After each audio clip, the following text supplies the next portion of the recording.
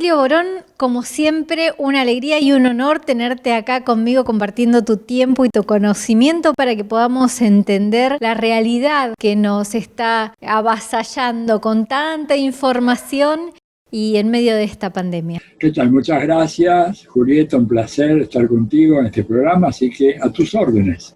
Estamos viendo que finalmente hay un impuesto a los más ricos, algo muy nombrado a lo largo de nuestra historia, pero jamás implementado, y el proceso se está desarrollando para estas 12.000 personas que por única vez pagarían un impuesto muy importante que puede ser útil para nuestro país realmente, ¿verdad?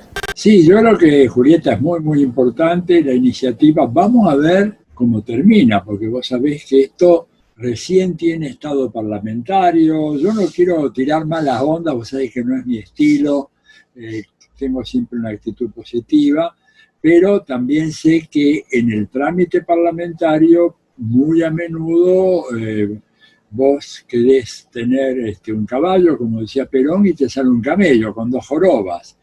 Porque viene una comisión, viene la otra comisión, que la de presupuesto y hacienda, que la de trámite legislativo, que la de asuntos constitucionales, deliberan y vamos a ver cómo sale.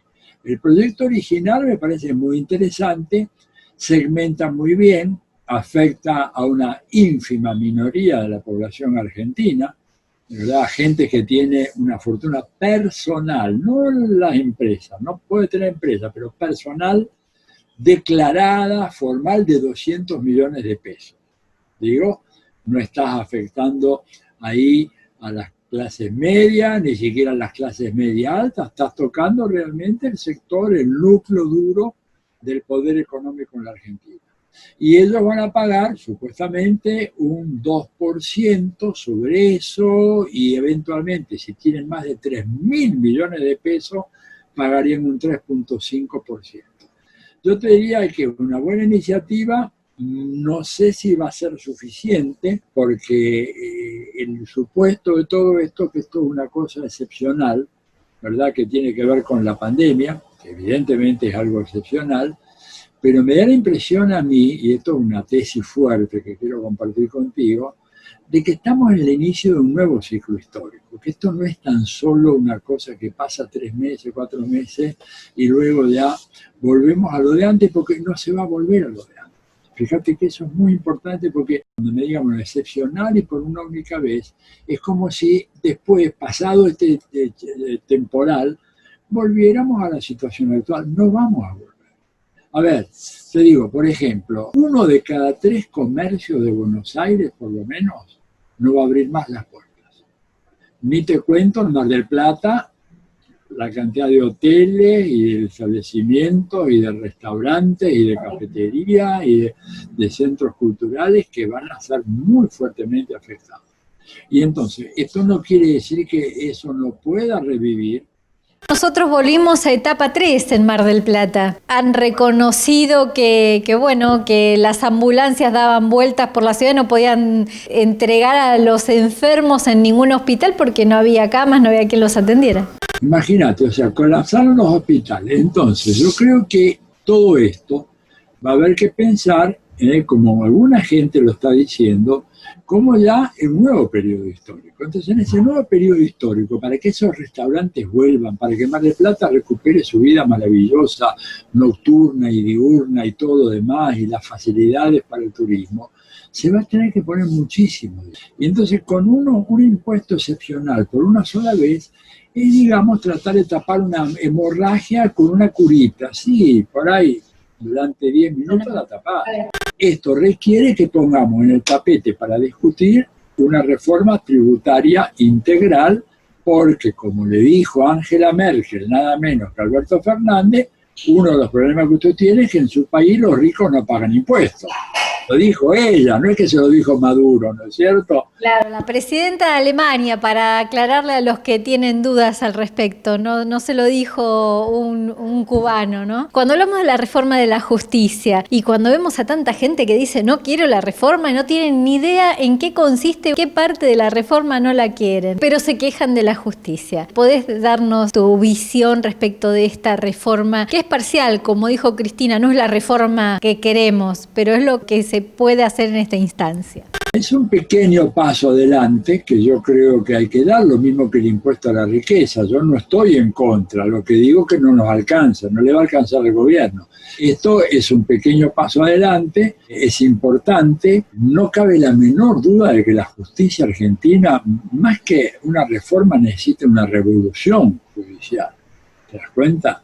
A ver, Julieta, no es lógico que una causa como la AMIA, con esa trascendencia, después de 26 años no haya sentencia. 26 años pasaron.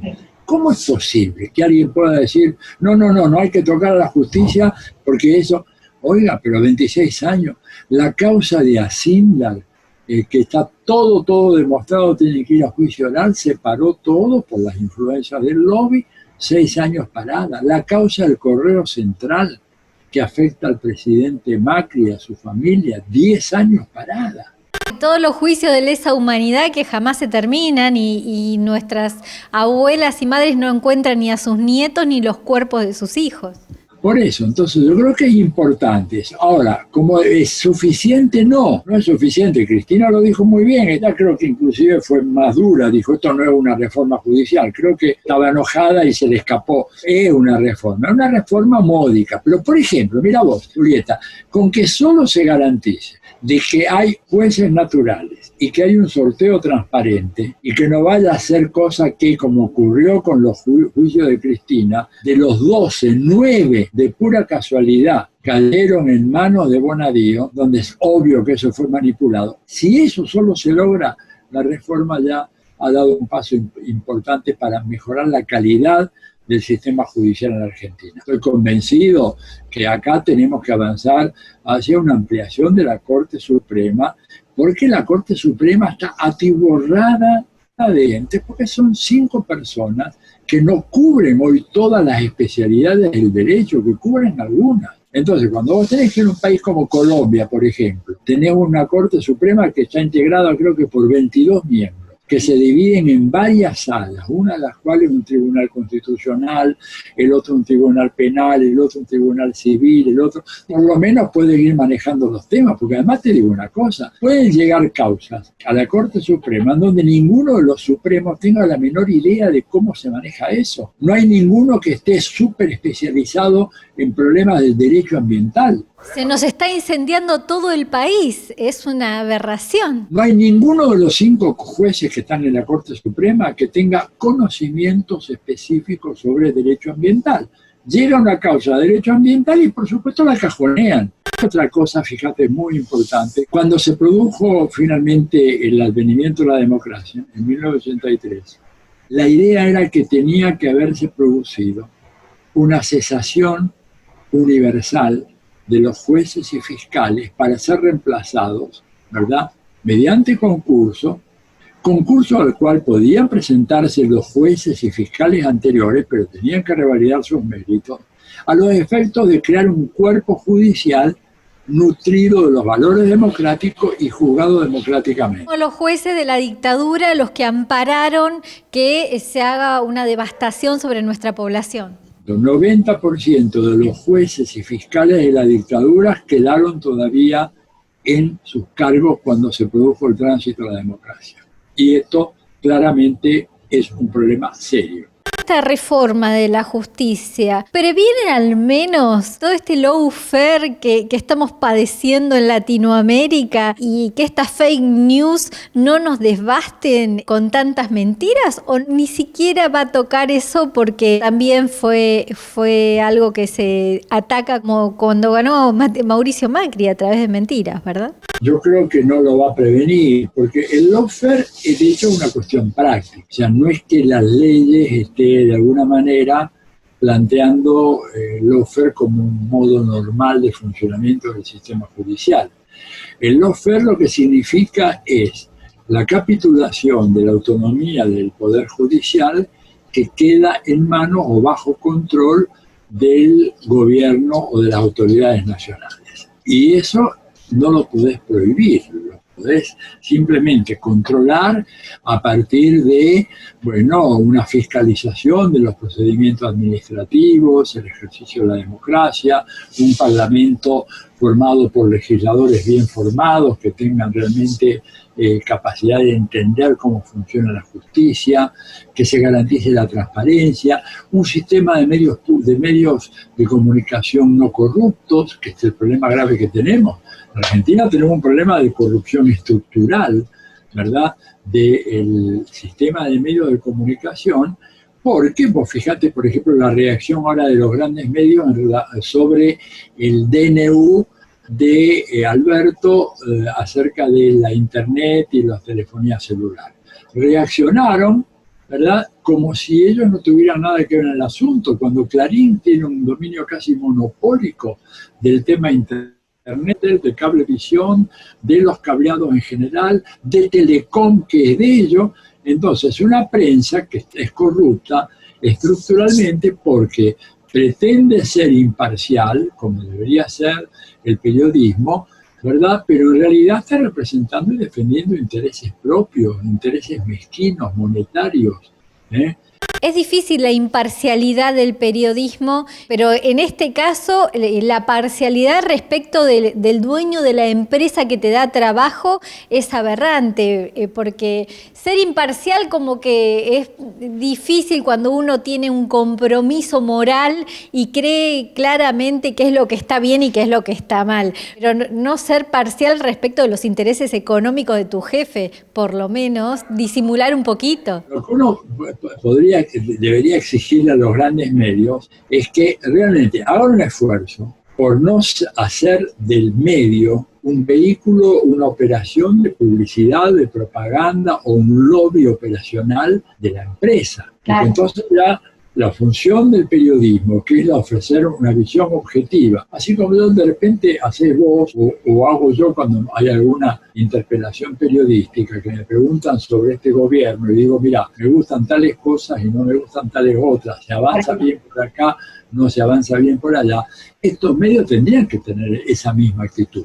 Lo que pasa es que los principales periodistas, de gente que primero está muy bien recompensada y son operadores de public relations. Ellos lo que hacen es relaciones públicas para su empresa. Y esto entonces desnaturaliza el carácter de ese órgano y ya no lo convierte en un órgano periodístico. Entonces, hay muy poco periodismo. Vos pensás, las tres grandes, las Clarín, Nación e Infobae, bueno, no tienen, realmente carecen de los atributos elementales que debe tener una empresa periodística. Vos me podés decir, bueno, pero el New York Times tampoco es totalmente imparcial. No, no es totalmente imparcial, pero es muchísimo más imparcial que los medios nuestros. Por ejemplo, el New York Times no puede tener ni fibra óptica, ni cablevisión, ni una radio, ni una televisión en la ciudad de Nueva York, ni puede tener una empresa agropecuaria, ni nada.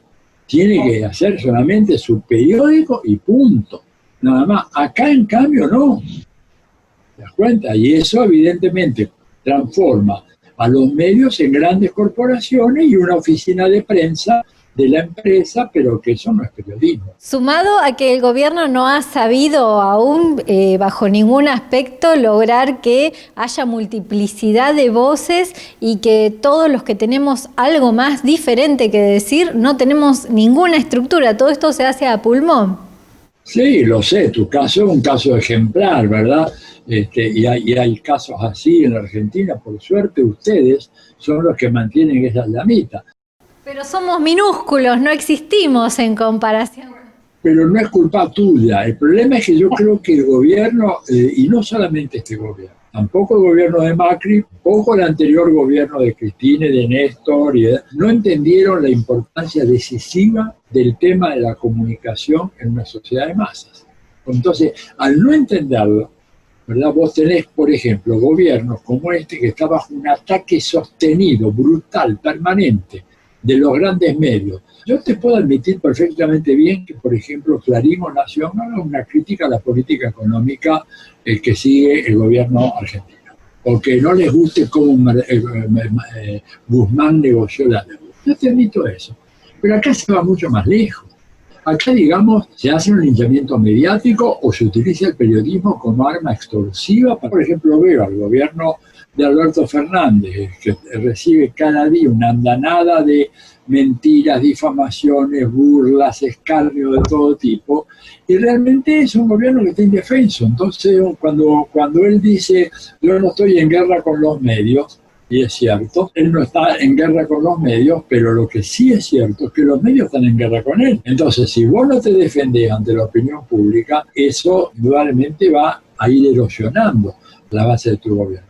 A principios de los 80 salió el famoso informe McBride que pidió la UNESCO y que fue una de las causas por las cuales Estados Unidos y Gran Bretaña se retiraron de la UNESCO, porque no les gustó el informe McBride. McBride era un irlandés que organizó un equipo de trabajo muy fuerte. Hizo un estudio sobre la prensa, y sobre todo la prensa en los grandes países que deciden los destinos del mundo, hablando de que tenían un sesgo absolutamente inaceptable, ¿verdad? Y que por lo tanto no podían ser considerados realmente como un ejercicio pluralista del periodismo y que era necesario que hubiera otras voces. En un mundo, ellos decían, dice McBride, en un mundo de voces múltiples sorprende el carácter monocromático del periodismo dominante en donde se escucha una sola voz y ninguna de las demás. Entonces me parece que es buena hora de celebrar el Día del Periodista, no solamente con lo de Taufik,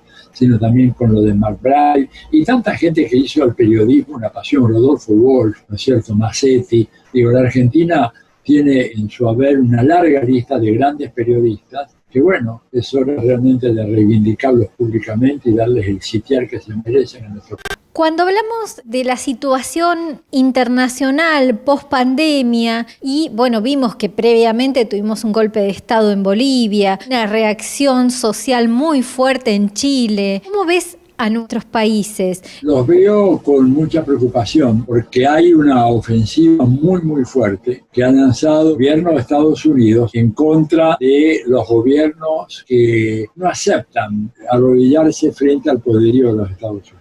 Y desgraciadamente esta tendencia que ellos lanzaron con fuerza en el 2008 en contra de Evo, que fracasó porque ahí teníamos la UNASUR con mucha fuerza y entonces no pudieron salirse con la suya, pero en el 2009 lograron al sacar a Mel Zelaya de Honduras, en el 2010 casi matan a Rafael Correa, en el 12 acaban con Lugo en el Paraguay, en el 15-16 terminan con Dilma Rousseff en Brasil. Acá en la Argentina se perdió inexplicablemente una elección presidencial que puso en el gobierno a Mauricio Macri y que fue realmente un regalo de los cielos para el gobierno de Estados Unidos. Tanto así que ordenó al Fondo Monetario Internacional violar todas sus normativas para sostener al gobierno de Macri, para que fuera reelecto mediante un préstamo el más grande en la historia del Fondo Monetario Internacional. Que hoy se está renegociando, además. Sí, se está renegociando y que Argentina debería decir, miren, nadie les pidió ese dinero, se los pidió un gobernante para fines exclusivos de ser reelecto, lo ordenó el presidente Trump, vayan y hablen con Trump.